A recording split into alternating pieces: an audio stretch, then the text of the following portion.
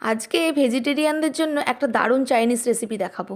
প্রথমে গাজর আর বাঁধাকপি ভালো করে গ্রেট করে নিয়ে খুব সামান্য নুন দিয়ে চটকে তার মধ্যে থেকে জলটা বের করে দেবো। এরপর জল ঝরানো বাঁধাকপি আর গাজরের মধ্যে একে একে ক্যাপসিকাম কুচি, পেঁয়াজ কুচি, লঙ্কা কুচি, আদা কুচি, রসুন কুচি, ধনেপাতা কুচি, স্বাদ মতো নুন, গোলমরিচ গুঁড়ো আর 1 চামচ সয়া সস দিয়ে এছাড়াও আরও 2 চামচ করে কর্নফ্লাওয়ার আর ময়দা দিয়ে ভালো করে মেখে নিতে হবে।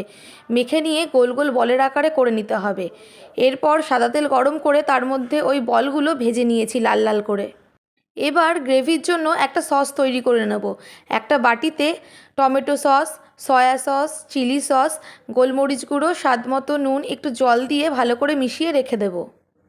এরপর কড়াইতে 3 চামচ সাদা তেল গরম করে তার মধ্যে একে একে রসুন কুচি, আদা কুচি, লঙ্কা কুচি, একটু বড় করে কুচোনো পেঁয়াজ, টমেটো, ক্যাপসিকাম আর বেল পেপার দিয়ে ভালো করে 2 মিনিট ভেজে নিয়েছি। একটু ভাজা হয়ে গেলে তার মধ্যে আগে থেকে যে সসটা মিশিয়ে রেখেছিলাম সেইটা দিয়ে আরও 2-1 মিনিট ভেজে নিয়ে ওই সসের বাটিতেই হাফ বাটি জল নিয়ে 2 চামচ কর্নফ্লাওয়ার মিশিয়ে জলটাও দিয়ে দিয়েছি।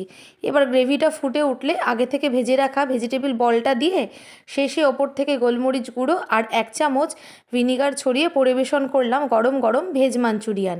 আপনারাও বানিয়ে দেখবেন, দারুণ খেতে।